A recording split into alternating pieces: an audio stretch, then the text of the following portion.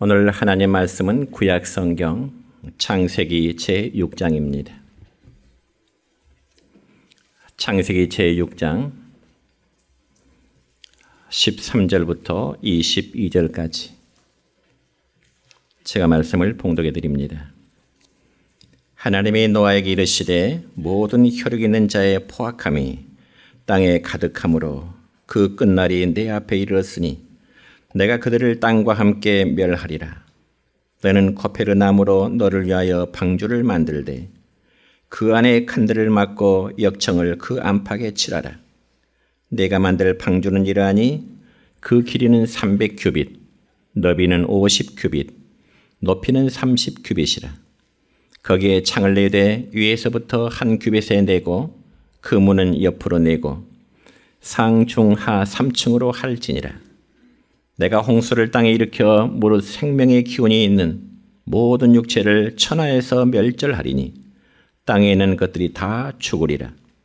그러나 너와는 내가 내 언약을 세우리니 너는 내 아들들과 내 아내와 내 며느리들과 함께 그 방주로 들어가고 혈육히는 모든 생물을 너는 각기 암수 한 쌍씩 방주로 이끌어들여 너와 함께 생명을 보존하게 하되 새가 그 종류대로 가축이 그 종류대로 땅에 기는 모든 것이 그 종류대로 각기 둘씩 네개로 나오리니 그 생명을 보존하게 하라.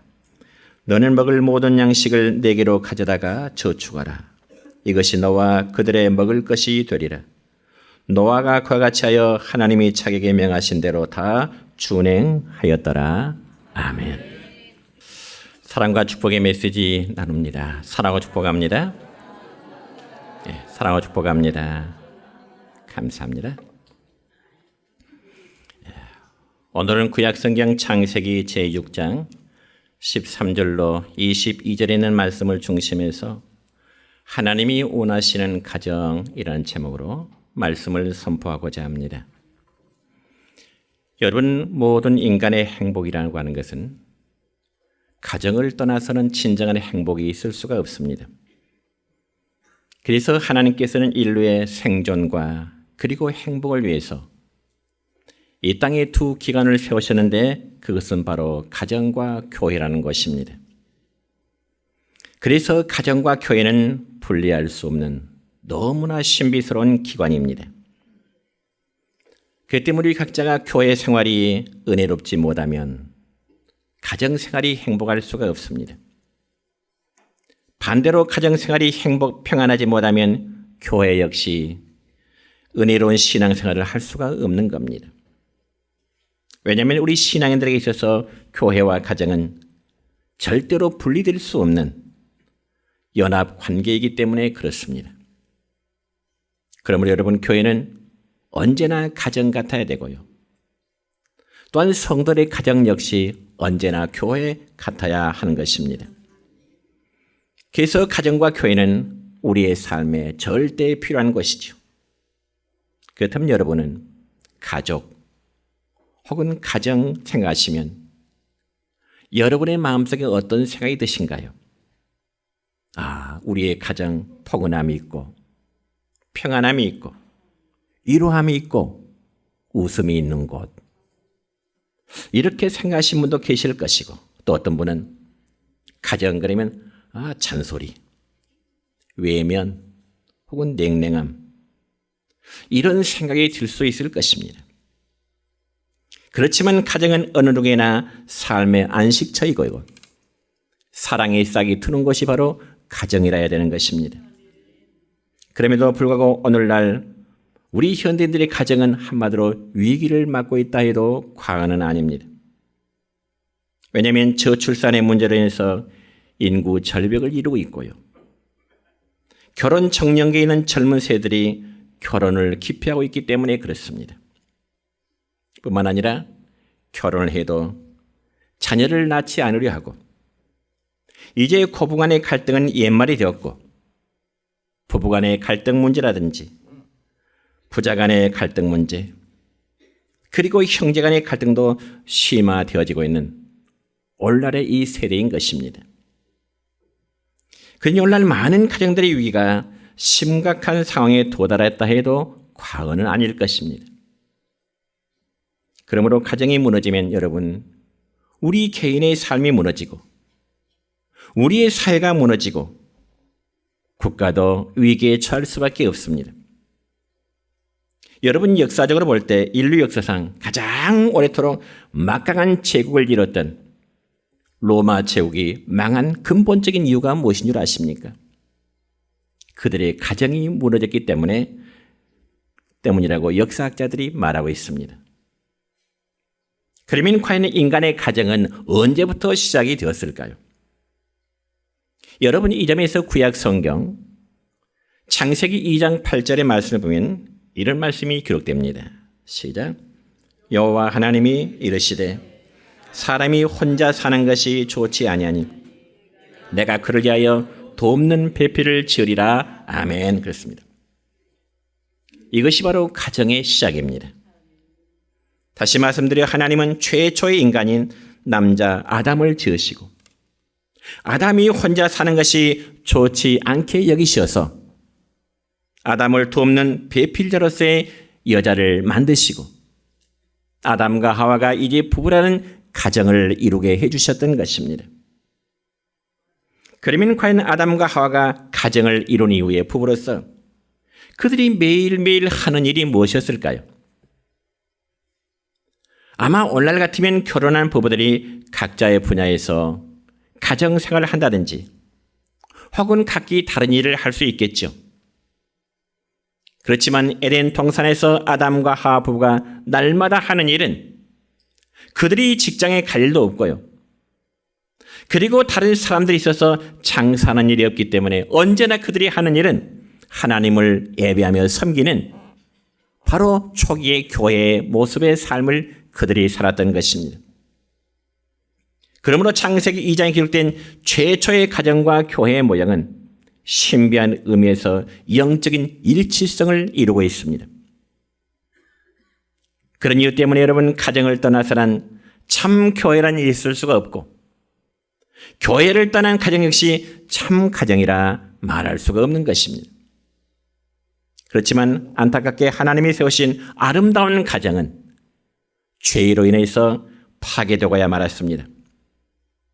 그러자 하나님께서는 이 땅에 교회를 세워서 이 거룩한 교회 안에서 하나님의 거룩한 가정을 다시금 회복하시고자 하시는 것입니다.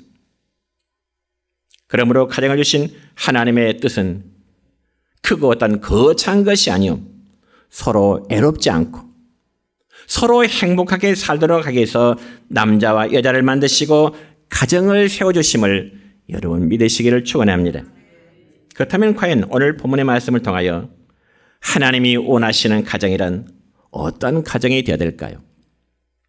저는 크게 두 가지 관점으로 말씀을 드리고자 하는데, 첫째는 온 가족이 함께 하나님을 경외하는 믿음의 가정이 되어야 되는 것입니다.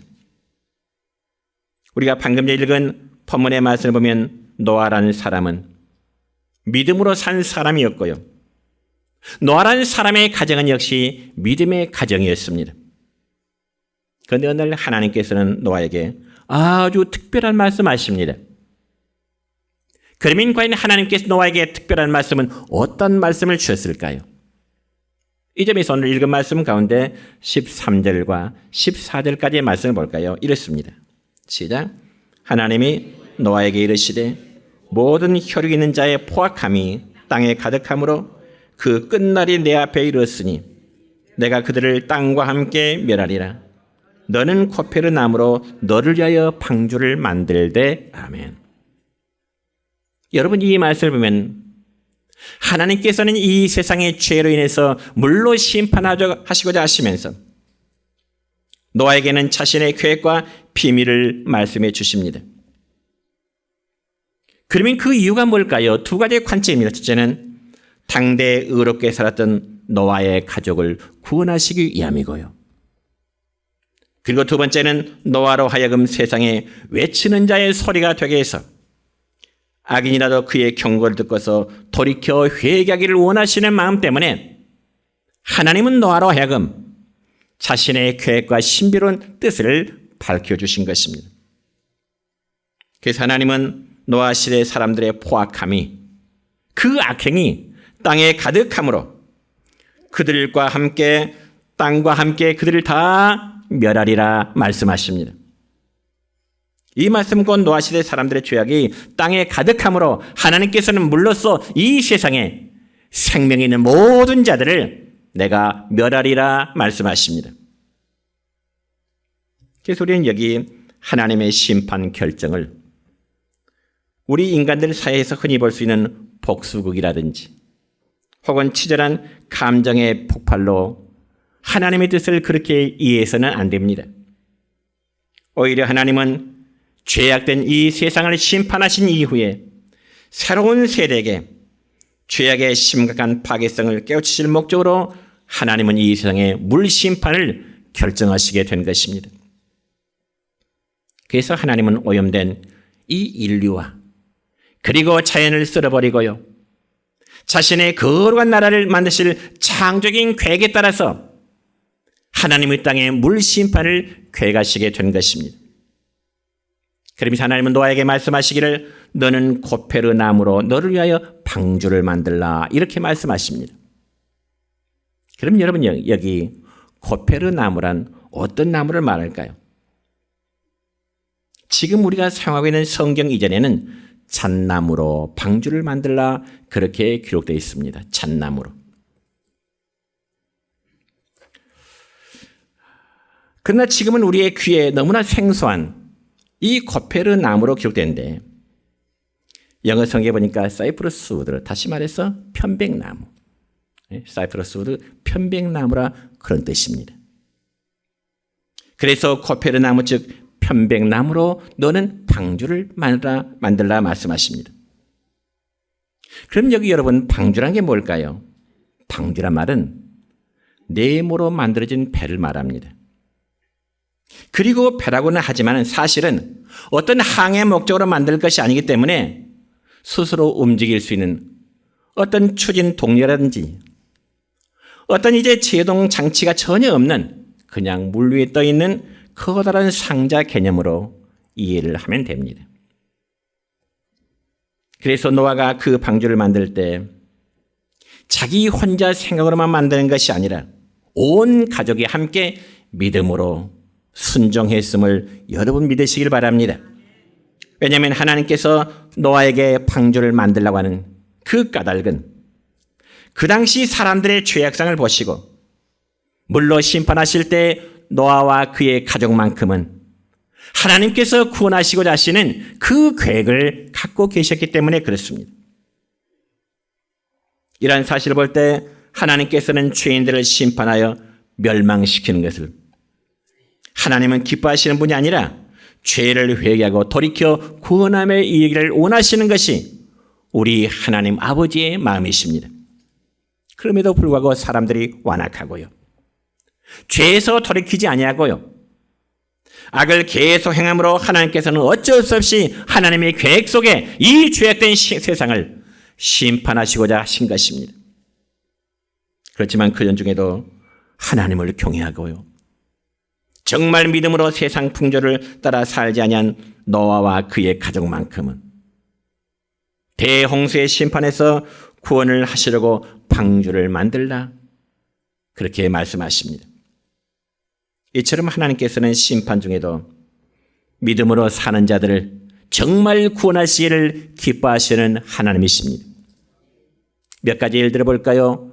구약성경 창세기 19장에 보면은 하나님께서는 소돔과 고모라 성을 불과 유황으로 심판하실 때 롯의 가족만큼은 하나님께서 구원하시게 되고요, 또한 출애굽기 14장에 보면은 이스라엘 백성들이 출애굽한 이후에 그들이 홍해바다를 건널 때 이스라엘 백성들은 바다를 마치 육지같이 건너러 가시지만은 애굽의 군대는 저 이 홍해물에 수장시켜버리는 사건이 있습니다.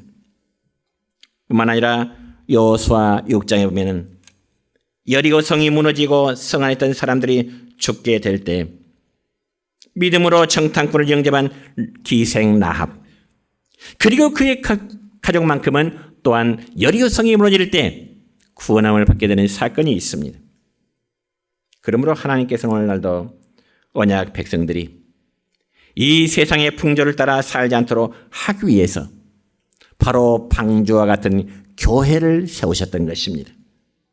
그리고 주의 백성들을 불러내셔 성령의 감동과 말씀의 은혜를 통해서 구별된 믿음의 백성으로 살도록, 믿음의 가정으로 살도록 하나님은 교회를 통해서 새로운 역사를 이루어 나가시는 것입니다.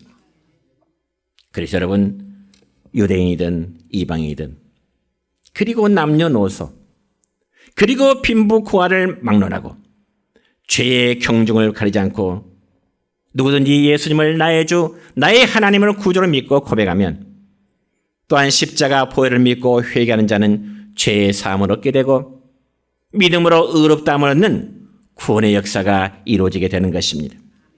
여러분, 우리 신약성경 가운데 사도행전 10장의 말씀을 보면은 고넬료라는 사람이 나옵니다. 이 고넬료라는 사람. 그런데 이 고넬료라는 사람은 이방인이었지만은 그가 하나님을 경외하는 사람이었습니다. 그 점에서 사도행전 10장 1절과 2절에 보면은 고넬료에 대해서 이렇게 소개하네요. 시작. 가이사라에 고넬료라는 사람이 있으니 이달라야 되라 하는 군대의 백부장이라. 그가 경건하여 온 집으로 더불어 하나님을 경외하며 백성을 많이 구제하고 하나님께 항상 기도하더니 아멘. 고넬료의 직업은 뭐지요? 고넬료의 직업은 뭐지요? 군인입니다. 고넬료의 계급은 뭐지요? 백부장입니다. 군인이요 백부장입니다. 요즘으로 말하자면 중대장급입니다. 그렇기 때문에 여러분, 사실 고대시대 군인은 신앙을 갖기가 참 어려운 부분이 많습니다. 왜냐하면 군인은 시간적으로도 맞지 않을 경우가 많고 또 하나님의 말씀보다는 상급 기관의 명령이 우선되기 때문에 하나님의 말씀을 순종한다고 하는 것, 군인의 신분으로서는 고대시대는 참 어려움이 많았습니다.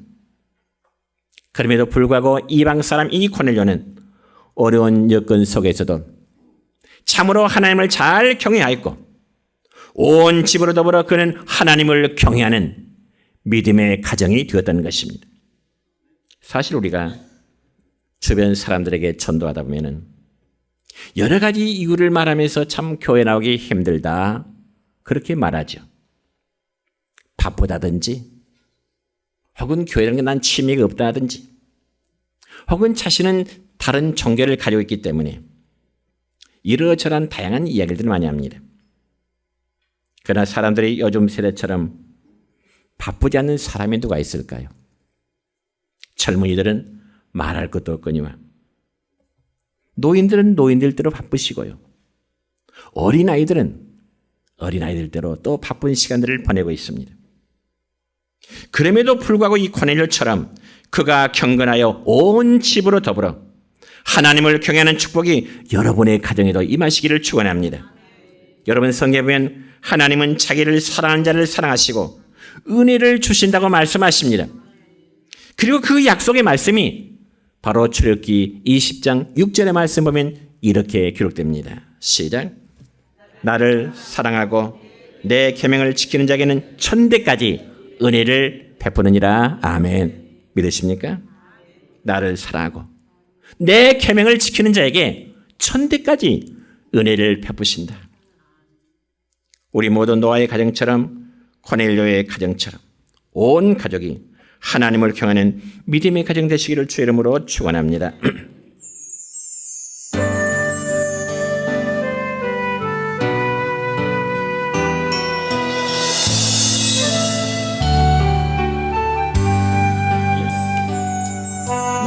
하나님, 우리 가정 축복하소. 신령하시는 하나님, 우리 가정 축복하소서. 땅에 기름진 복으로 가득히 채워주소서. 가득히 채워주소서. 주님의 사랑, 주님의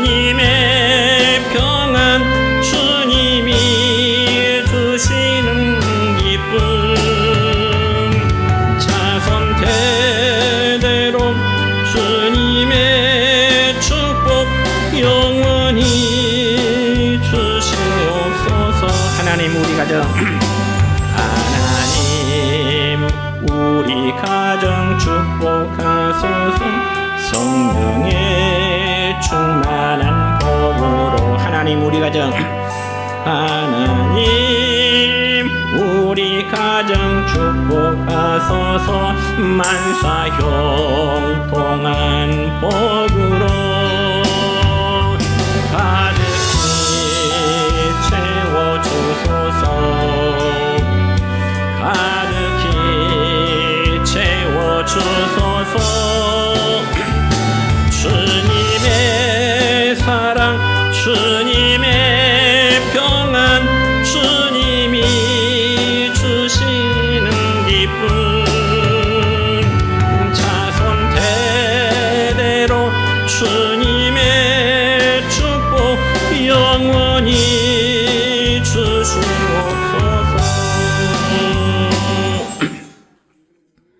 두 번째로 온 가족이 하나님의 말씀을 따라 사는 가정이 하나님이 원하시는 가정입니다. 여러분 오늘 본 말씀 보면 하나님께서 노아에게 방주를 만들라고 말씀하셨는데 그 방주는 작게 만든 쪽배가 아닙니다. 그래서 하나님이 노아에게 주신 방주의 설계도 규모는 굉장히 큽니다. 어떻게요? 본문 15절의 말씀입니다. 시작. 내가 만들 방주는 이러하니 그 길이는 300규빗 너비는 50규빗 높이는 30규빗이라. 아멘. 규빗이라는 단어가 어느 정도 큰지는 잘 여러분 이해 안 되실 것이지만은 1규빗은 45cm를 가리킵니다. 그러니까 길이가 300규빗이라면 배 길이가 135m고요. 넓이 즉 광이 50규빗을 했으니까 22.5m가 되고요. 높이가 30규빗을 했으니까 약 13.5m가 됩니다. 그런데 여러분 이러한 크기를 전체로 계산하면 약 몇 톤급이 될까? 우리 이강희 집사님 물어보고 싶습니다. 네. 약 4,300톤급이 된답니다. 방주의 크기가 4,300톤급.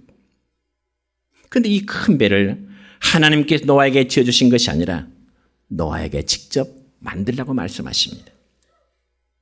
그러니 이 큰 배를 만드는 기간은 하루 이틀이 아니죠. 그렇다고 해서 많은 인부가 일할 수 있는 그런 여건도 아닙니다. 그럼에도 불구하고 하나님께서 이 엄청난 작업을 노아에게 하도록 하심은 믿음의 순종이라는 것은 누가 대신해 주는 것이 아니라는 사실을 깨닫도록 하시기 위함인 것입니다. 아마 이 일에는 많은 시간, 많은 노력, 많은 정성, 그리고 많은 인력이 필요했을 것입니다. 그럼에도 노아의 가족은 방주 만드는 일을 믿음으로 함께 참여했습니다. 이게 바로 가족의 힘인 줄 믿습니다.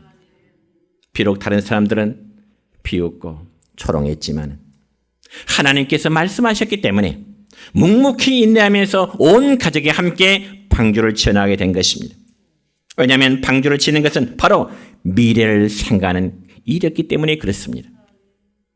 그래서 노아와 그의 가족들은 묵묵히 하나님의 말씀에 순종하여 방주를 만들 수가 있었던 것입니다. 그리고 하나님의 물 심판에서 구원받을 수 있는 장소는 오직 하나님의 물 심판에서 구원받을 수 있는 장소는 그 어디도 있는 것이 아니요 오직 방주뿐이었습니다. 그래서 방주는 오늘날 예수님의 모형이요 그리고 교회의 모형이라고 말할 수가 있습니다. 그 방주는 구원을 위한 최선의 방법이기 때문에 그렇습니다. 말씀했지 말에 하나님의 거룩한 교회는 구원함을 얻을 수 있는 것이 바로 교회를 통해서 이루어질 수 있는 것입니다. 그래서 방주를 짓는 것은 하나님의 물심판을 면하기 위한 구원의 길을 준비하는 길입니다. 그 결과 여러분 홍수가 나서 세상에 있는 모든 것이 다 멸망당할 때 노아를 예비한 노아의 가족 8식구만이 구원을 받게 된 것입니다. 이처럼 우리의 구원의 방주가 되시는 주님 안에 있을 때 우리가 개인이나 그리고 가정이 하나님의 심판을 면할 수 있음을 믿으시기 바랍니다. 그러면 과연 노아 시대 사람들이 어떠했기에 노아가 살던 시대에 그 사람들이 어떤 죄를 지었기에 하나님은 그 아름다운 세상을 물로 심판하시고다 했을까요? 이 점에서 우리가 창세기 6장 1절로 2절까지 말씀 보면 이렇게 기록됩니다. 시작. 사람이 땅 위에 번성이 시작할 때 그들에게서 딸들이 나니 하나님의 아들들이 사람의 딸들의 아름다움을 보고 자기들이 좋아하는 모든 여자를 아내로 삼는지라. 아멘. 여러분, 이 말씀은 노아 시대 사람들이 자신들의 육적인 속을 따라서 먹고 마시고 시집가고 장가고 세상 연락을 즐겼다는 말씀입니다. 여러분, 여기서 오해하지 말할 것은 먹고 마시고 시집가고 장가는 것, 이건 당연한 사람의 기본 모습 아니겠어요? 그러나 여러분, 여기 시집가고 장가고 그 자체가 잘못된 의미는 결코 아닙니다. 문제는 하나님의 아들들이, 성경에 보니까 하나님의 아들들이 사람의 딸들의 아름다움을 보고 자기들이 좋아하는 모든 여자를 아내로 삼는지라는 말씀입니다. 그러면 과연 여기 하나님의 아들은 누구를 가리키고 사람의 딸들은 누구를 가리키는 말씀일까요? 우리가 이 점을 알기 위해서는 먼저 아담의 가정을 이해해야 됩니다. 여러분, 먼저 아담의 아내는 하와, 즉 이브라고도 하죠. 그런데 그들 부백에는 세 아들이 있었습니다. 첫째 아들은 가인이요, 둘째 아들은 아벨이요, 셋째 아들은 셋이라는 아들이었습니다. 그래서 여기 하나님의 아들이란 아담의 셋째 아들인 셋 계통에서 태어난 경건한 자손들을 가리킵니다. 그런 반면에 사람의 딸들이란 아담의 첫째 아들이었던 가인 계통의 불경건한 자손들의 후손들을 가리킵니다. 그러니까 노아시대 사람들이 경건한 계통의 자손들이 경건하지 않는 자손들과 함께 어울려서 가정을 이뤘다는 거죠. 그러면 어떻게 될까요? 자연히 경건하지 않는 생활 속에 젖어들 수밖에 없습니다. 그래서 그 결과에 있어 창세기 6장 3절에 보면 이렇습니다. 시작. 여호와께서 이르시되 나의 영이 영원히 사람과 함께 하지 아니하리니. 그렇습니다. 다시 말씀드려서 경건한 자손의 후손이 경건하지 않은 자들과 함께 어울려 살 때 하나님은 그들과 영원히 내가 함께하지 않겠다 말씀하십니다. 그리고 그런 삶의 대가로 하나님이 물 심판을 이 세상에 행하게 된 것입니다. 그럼에도 불구하고 창세기 6장 9절에 보면 노아는 과연 어떤 삶으로 살았을까요? 읽습니다. 시작. 노아는 의인이요 당대 완전한 자라. 아멘. 노아는 의인이요 당대 완전한 자라. 그런데 여기 여러분, 노아가 의롭고 완전한 자라고 할 때 이 말은 어떤 절대적인 개념에서가 아니라 상대적인 개념에서 의롭다는 뜻입니다. 다시 말씀드려서 당시의 사람들과 비교해 볼 때 노아의 삶은 의인이요 완전하다는 것이지, 모든 행위가 노아에게 완전하고 전혀 죄가 없어서 하나님이 의인이라 당대 완전한 자라 그렇게 말씀하신 게 아니다 그 말이에요. 절대적인 개념에서가 아니라 상대적인 개념 속에서 하나님이 노아를 의롭고 완전한 자라 그렇게 말씀하십니다. 그렇다면 우리 성도들 역시 불신자들과 다름없는 죄된 성품을 가진 자이지만 그래도 세상과 구별된 존재로 우리 성도들은 살아가야 되는 것이죠. 물론 그러한 사람이 세상 사람들이 보기에는 어리석게 보이는지 모르겠습니다. 오늘도 바쁜 날 여러분이 손을 들고 교회를 향할 때 믿지 않는 주변 사람들이 참 할 일도 없다, 속된 말은 미쳤다, 그렇게 비웃을지 모르겠습니다. 그럼에도 믿음의 가정은 노아의 가족처럼 정말 하나님의 말씀에 순종하여 살아갈 때 구원의 복이 임했음을 믿으시기 바랍니다. 이제 말씀했습니다. 가정 같은 교회, 교회 같은 가정, 이것이야말로 하나님이 기뻐하시고 하나님이 축복하시는 교회요 가정임을 믿으시기 바랍니다. 그래서 가정은 교회를 본받고요. 또 교회는 가정을 범한다면 우리 신앙생활과 삶이 얼마나 아름답겠습니까?